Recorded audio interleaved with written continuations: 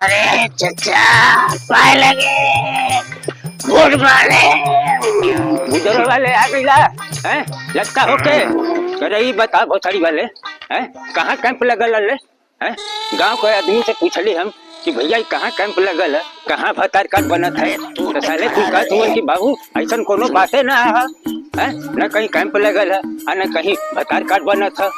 अरे चचा अधिकारी आए लगन हो हाँ कैंप लगा गिरा लेकिन सारे कमवा हो तो रुक गया काहे कि उनका सर्वर डाउन हो गया।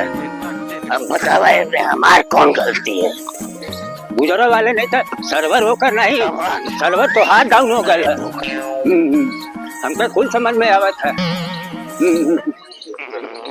अरे खड़ा हो का औकात ना है तो गुलाब बेईमान 420 झूठा नहीं था।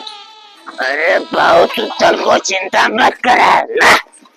अरे तुहार पैसा हम जमा कर दिले खाली 420 वाला बात जाने ला तुहार कमवा रुकी ना कहीं तुहार काम हुई तो के अपने है पनवा पे भरोसा ना था।